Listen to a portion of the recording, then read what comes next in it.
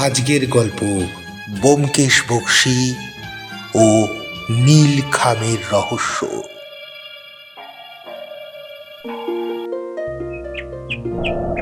মাঘ মাসের সকাল। কলকাতার বুকে জাঁকিয়ে শীত পড়েছে। কুয়াশার চাদর ভেদ করে সূর্যের আলো তখনও হ্যারিসন রোডের পিচ ঢালা রাস্তায় এসে পৌঁছতে পারেনি। জানলার সার্সি দিয়ে বাইরের দিকে তাকালে মনে হয় ধোঁয়ায় আচ্ছন্ন এক ভুতুরে নগরীতে আমরা বাস করছি।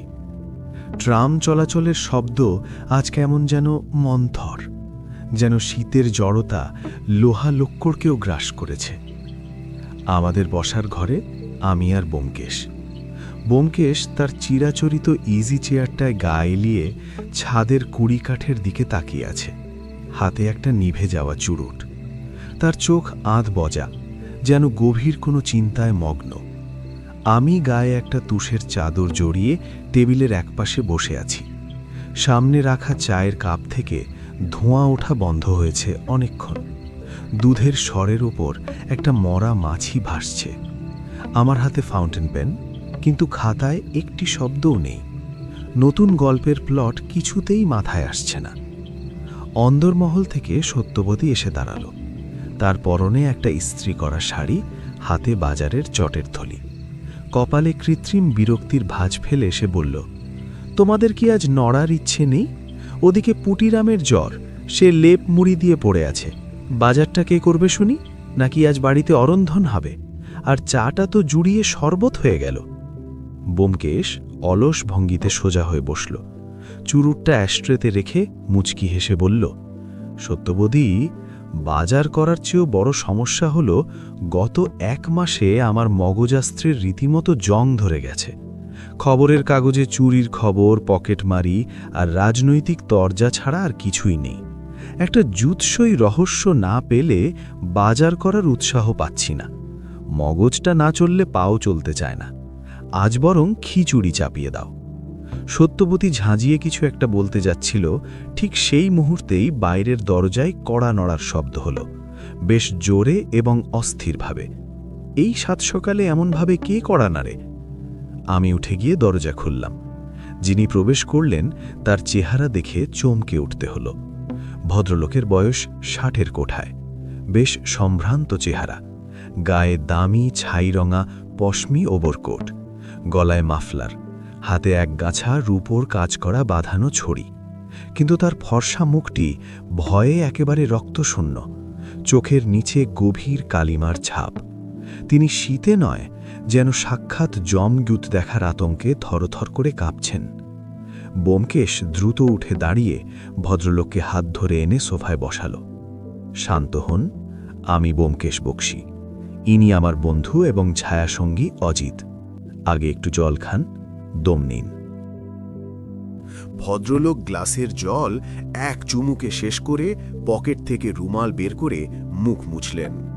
তার কপালে বিন্দু বিন্দু ঘাম জমেছে এই শীতেও। তারপর ধরা গলায় বললেন, আমার নাম হিমাংশু শেখর রায়। পেশায় আমি কেমিক্যাল ইঞ্জিনিয়ার ছিলাম, এখন অবসরপ্রাপ্ত। বালিগঞ্জে আমার পৈতৃক বাড়ি। ব্যোমকেশবাবু, আমার আয়ু আর মাত্র কয়েক ঘণ্টা। আজ রাতেই আমার মৃত্যুযোগ। ব্যোমকেশ শান্তস্বরে বলল, মৃত্যু একমাত্র ঈশ্বরের হাতে, কিন্তু আপনাকে এমন কথা কে জানালো? কোনো জ্যোতিষী? না, জ্যোতিষী নয়, আমার অতীত। হিমাংশুবাবু কোটের ভেতরের পকেট থেকে একটি নীল রঙের খাম বের করে টেবিলের ওপর রাখলেন। খামটি সাধারণ, কিন্তু তার ওপর গাঢ় লাল কালিতে একটি অদ্ভুত জ্যামিতিক নকশা আঁকা। একটি মোটা ফ্রেমের চশমা, যার ডান দিকের কাজটি ভাঙা এবং সেখান থেকে ফোঁটা ফোঁটা রক্ত পড়ার মতো দাগ আঁকা। গতকাল রাতে শুতে যাওয়ার সময় বালিশের নিচে এই খামটি পাই, হিমাংশুবাবু বললেন। খামটি ব্যোমকেশ তুলে নিল। ভেতর থেকে বের হলো এক টুকরো সস্তা কাগজ। তাতে লাল কালিতে ব্লক লেটারে লেখা, পাপ কখনো চাপা থাকে না হিমাংশু, 25 বছর আগে আগুনের যে লেলিহান শিখায় সুশোভন পুড়েছিল, সেই আগুন আজ তোমাকেও গ্রাস করবে। আজ রাত 10টা, প্রস্তুত থেকো। অতীত। নিচে সেই ভাঙা চশমার ছবি। চিঠিটা পড়ে আমার পিঠ দিয়ে একটা হিমস্রোত বয়ে গেল। ব্যোমকেশ চিঠিটা নাকের কাছে নিয়ে গভীরভাবে শুঁকল। তার ভুরু কুঁচকে গেল। সে চিঠিটা আমার দিকে বাড়িয়ে দিয়ে বলল, অজিত, গন্ধটা পাচ্ছ? আমি শুকে দেখলাম একটা উৎকট ঝাঁঝালো গন্ধ, অনেকটা দেশলাইয়ের বারুদ বা পচা রসুনের মতো। বললাম, কেমন যেন রাসায়নিক গন্ধ, ল্যাবরেটরি গন্ধ। ঠিক ধরেছ, সাদা ফসফরাস। ব্যোমকেশ হিমাংশুবাবুর দিকে তীক্ষ্ণ দৃষ্টিতে তাকালো।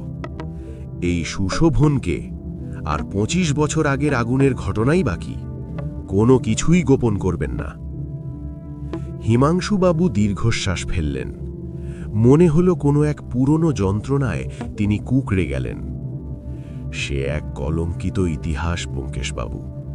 যৌবনে আমি আর আমার বন্ধু সুশোভন মিত্র মিলে মানিকতলায় রায় অ্যান্ড মিত্র কেমিক্যালস নামে একটা কারখানা করেছিলাম। সুশোভন ছিল অসম্ভব মেধাবী সায়েন্টিস্ট, নতুন নতুন ফর্মুলা আবিষ্কার করত, আর আমি দেখতাম ব্যবসার দিকটা। কিন্তু লাভের টাকার ভাগবাটোয়ারা নিয়ে আমাদের মধ্যে বিবাদ শুরু হয়। ও আমাকে অবিশ্বাস করতে শুরু করে। তিনি একটু থামলেন, গলার স্বর নামিয়ে বললেন, একদিন রাতে ল্যাবে ভয়ানক বিস্ফোরণ হয়। আমি তখন কাজ সেরে বাড়ি চলে এসেছিলাম, কিন্তু সুশোভন ল্যাবের ভেতরেই কাজ করছিল। সে পুড়ে মারা যায়। পুলিশ তদন্ত করেছিল। সুশোভনের স্ত্রী সুলেখা দেবী অভিযোগ করেছিলেন আমি নাকি ইচ্ছে করে ল্যাবে আগুন লাগিয়েছিলাম। প্রমাণাভাবে আমি ছাড়া পাই, কিন্তু সমাজের চোখে আমি খুনি থেকে যাই। এর কিছুদিন পরেই সুলেখা দেবী মারা যান। ওদের এক ছেলে ছিল, নাম খোকা, ভালো নাম সুমিত, বয়স তখন 5 কি 6। সে যে কোথায় হারিয়ে গেল কেউ জানে না। আজ এত বছর পর এই চিঠি আর ওই ভাঙা চশমার ছবি। সুশোভন ঠিক ওই রকম মোটা ফ্রেমের চশমা পরত। বিস্ফোরণে চশমাটা ভেঙে ছিটকে পড়েছিল। আপনার বাড়িতে এখন কে কে থাকেন? আমি, আমার স্ত্রী সুচেতা, উনি বাতের ব্যথায় শয্যাশায়ী। আর আছে আমার দূর সম্পর্কের ভাইপো সুনীল। বছর 3 হলো সে আমার কাছে এসে আছে। ছেলেটি শান্ত, আমার দেখাশোনা করে। এছাড়া রান্নার ঠাকুর আর পুরনো বিশ্বস্ত চাকর রামধনী। সুনীল কি করে? সুনীল বিজ্ঞানের ছাত্র ছিল, তবে এখন কিছু করে না, বাড়িতেই থাকে। আমার লাইব্রেরিতে বই পড়ে, মাঝে মাঝে আমাকে আমার ছোটখাটো শখের গবেষণায় সাহায্য করে। ব্যোমকেশ কিছুক্ষণ চুপ করে থেকে চিবুকে হাত বোলাতে লাগল। তার চোখ দুটি শিকারী বিড়ালের মতো জ্বলজ্বল করছে।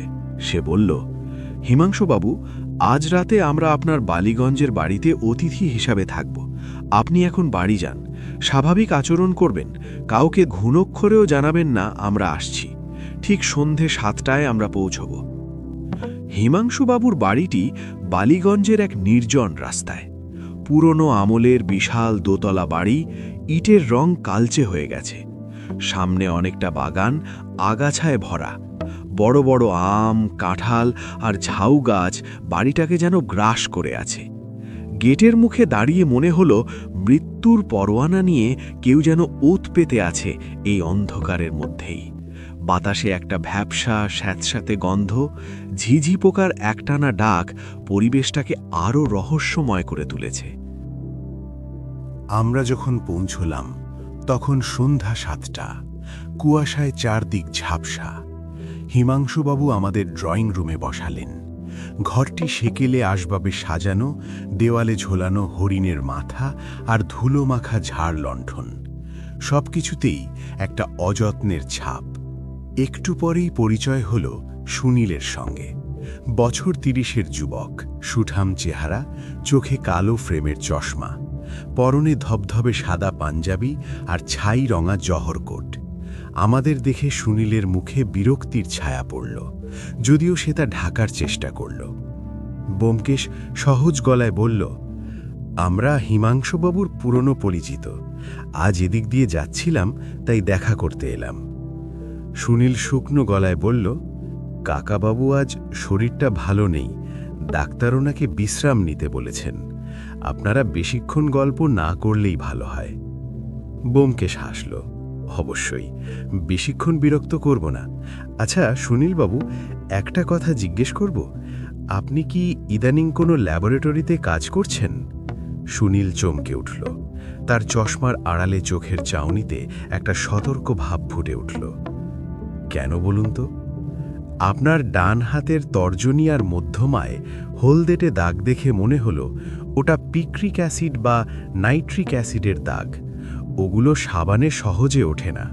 আর আপনার জামায় একটা মৃদু রাসায়নিক গন্ধ পাচ্ছি, ঠিক চিঠিতে পাওয়া গন্ধটার মতো। সুনীল চট করে হাতটা পকেটে ঢুকিয়ে নিল, মুখটা তার কঠিন হয়ে গেল। কাকাবাবুর ল্যাবে মাঝে মাঝে শখ করে কাজ করি, তাই হয়তো লেগেছে, বলে সে দ্রুত পায়ে ঘর থেকে বেরিয়ে গেল। ব্যোমকেশ আমার দিকে তাকিয়ে অর্থপূর্ণ হাসি হাসল, তারপর ফিসফিস করে বলল, অজিত, শিকার খুব কাছেই, তবে বাঘ বড় ধূর্ত, আমাদের সাবধানে পা ফেলতে হবে।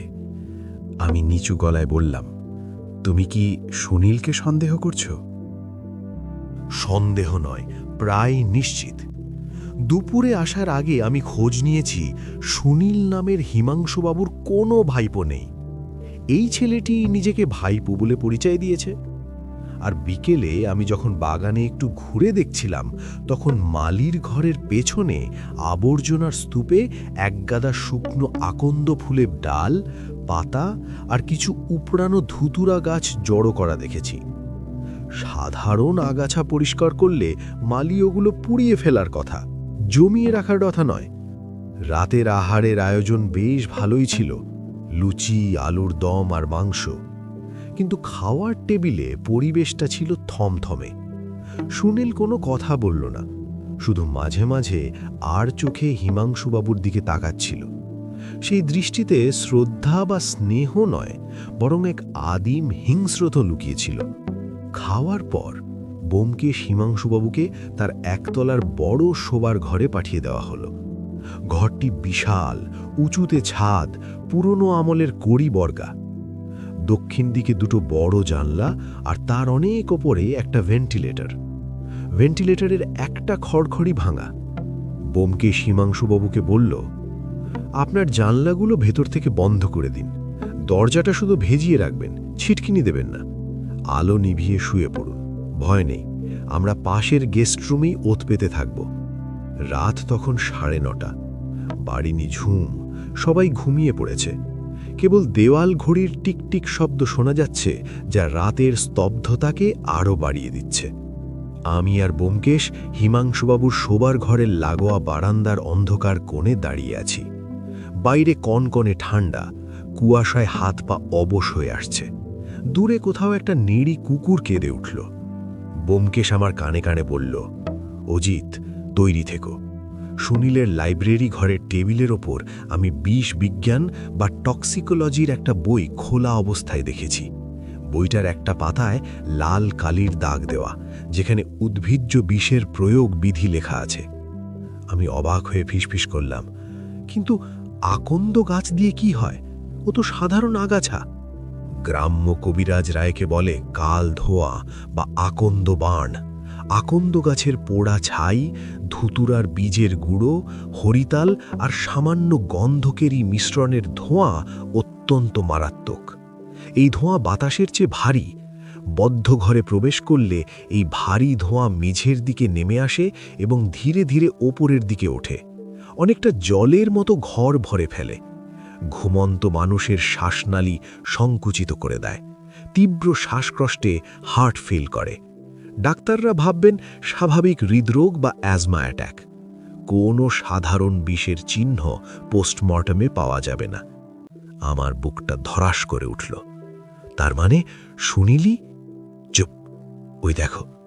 ঘড়িতে ঢং ঢং করে 10টা বাজার শব্দ শুরু হলো।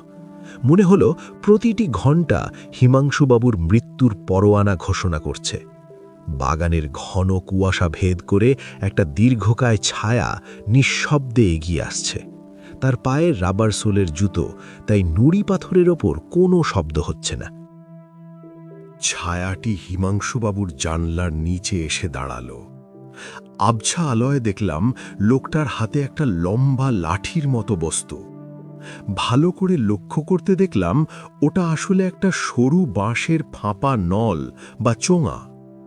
লোকটি সন্তর্পণে চোঙাটির এক মাথা জানলার অনেক ওপরে থাকা ভেন্টিলেটরের ভাঙা খড়খড়ির ফাঁকে ঢুকিয়ে দিল। তারপর নিজের পকেট থেকে লাইটার বের করল। চোঙার নিচের দিকটায় যেখানে কিছু শুকনো পাতা আর রাসায়নিক মশলা গোজা ছিল, সেখানে আগুন ধরাতে যাবে। ব্যোমকেশ বাঘের মতো ক্ষিপ্র গতিতে ঝাঁপিয়ে পড়ল। অজিত, টর্চ জ্বালো। আমি টর্চ জ্বালতেই তীব্র আলো গিয়ে পড়ল লোকটার মুখে। সে সুনীল। তার হাতে ধরা বাঁশের চোঙা আর চোঙার মুখে ঠাসা আকন্দ আর ধুতুরার মশলা থেকে তখনও সরু ধোঁয়া বেরোচ্ছে। বাতাসে এক উৎকট কটু গন্ধ ছড়িয়ে পড়ল। ব্যোমকেশ এক ঝটকায় সুনীলের হাত মুচড়ে চোঙাটা দূরে ফেলে দিল। সুনীল নিজেকে ছাড়ানোর আপ্রাণ চেষ্টা করল। তার চশমা ছিটকে পড়ে গেল। ধস্তাধস্তির শব্দে বাড়ির নিস্তব্ধতা ভেঙে খান খান হয়ে গেল। ছাড়ুন, আমাকে ছাড়ুন। আজ ওই শয়তানটার মরা মুখ না দেখে আমি যাব না। সুনীল হিস হিস করে উঠল, তার গলায় আদিম আক্রোশ। গোলমাল শুনে হিমাংশুবাবু, রামধনী এবং বাড়ির অন্যান্য চাকররা ছুটে এলো। বারান্দার আলো জ্বলে উঠল। হিমাংশুবাবু সুনীলকে ওই অবস্থায় দেখে পাথর হয়ে গেলেন। তার চোখ বিশ্বাস করতে পারছিল না। সুনীল,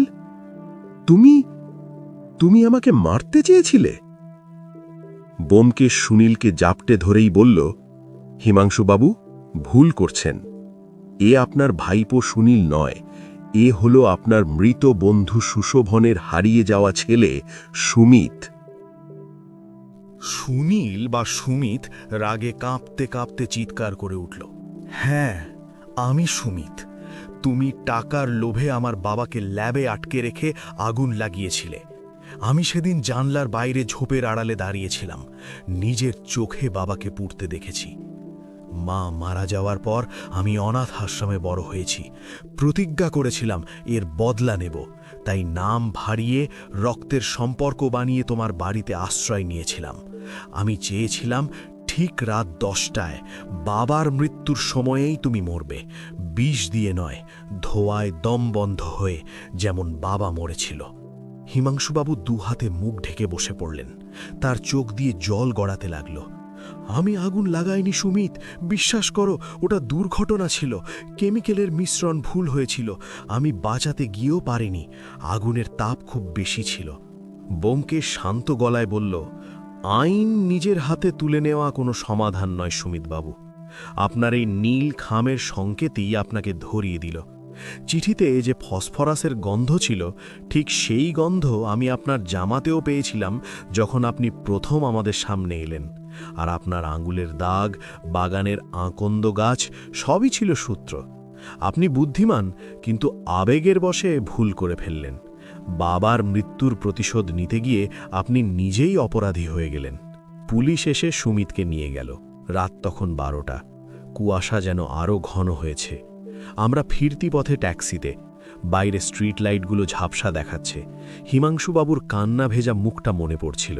তিনি বারান্দায় দাঁড়িয়েছিলেন, যেন এক জীবন্ত প্রেতাত্মা। গাড়িতে আমি জিজ্ঞেস করলাম, ব্যোমকেশ, একটা ব্যাপার বুঝলাম না, তুমি ভেন্টিলেটরের দিকেই কেন নজর রাখতে বললে? ও তো দরজা দিয়েও আসতে পারত, দরজা তো খোলাই ছিল। ব্যোমকেশ একটা সিগারেট ধরিয়ে জানলার বাইরে ধোঁয়া ছাড়ল। ধোঁয়াটা কুয়াশায় মিশে গেল। সে বলল, সুমিত কেমিস্ট্রির ছাত্র, সে বোকা নয়। দরজা দিয়ে ঢুকলে শব্দ হতো, হিমাংশুবাবু জেগে যেতেন। তাছাড়া দরজা খুললে বিষাক্ত ধোঁয়া বেরিয়ে যেত। তোমাকে বললাম না, আকন্দ আর ধুতুরার ধোঁয়া বাতাসের চেয়ে ভারী। ভেন্টিলেটর দিয়ে ওপর থেকে ছাড়লে সেই ভারী ধোঁয়া ধীরে ধীরে নিচে নেমে সারা ঘর ভরে দিত, অনেকটা জলের মতো। ঘুমন্ত মানুষ আর জাগত না, ঘুমের মধ্যেই সব শেষ হয়ে যেত। একেই বলে সায়েন্টিফিক মার্ডার বা বিজ্ঞানসম্মত হত্যা। ভেন্টিলেটরটা যে ভাঙা ছিল সেটা কাকতালীয় নয়, হয়তো সমিতি আগে থেকে ভেঙে রেখেছিল।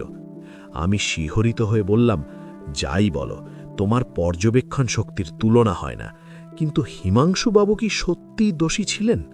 ব্যোমকেশ আকাশের দিকে তাকিয়ে বলল, সেটা হয়তো আর কোনোদিন জানা যাবে না অজিত। সত্য বড় বিচিত্র, তবে পাপ বোধ হিমাংশুবাবুকে আজীবন তাড়িয়ে বেরিয়েছে, সেটাই বোধহয় তার সবচেয়ে বড় শাস্তি। চলো বাড়ি গিয়ে এক কাপ আদা দেওয়া চা না হলে আর চলছে না। সত্যবতী নিশ্চয়ই এতক্ষণে কুরুক্ষেত্র বাঁধিয়ে বসে আছে। বাজার করা হয়নি, তার উপর এত রাত। কাল সকালে হয়তো আমার কপারে শুধুই ডাল ভাত জুটবে। ট্যাক্সি হ্যারিসন রোডের দিকে ছুটে চলল। শীতের রাতের কলকাতা তখন গভীর ঘুমে মগ্ন। কেবল আমার ডায়েরির পাতায় জমা হলো আরেকটি নতুন রহস্য, নীল খামের সংকেত।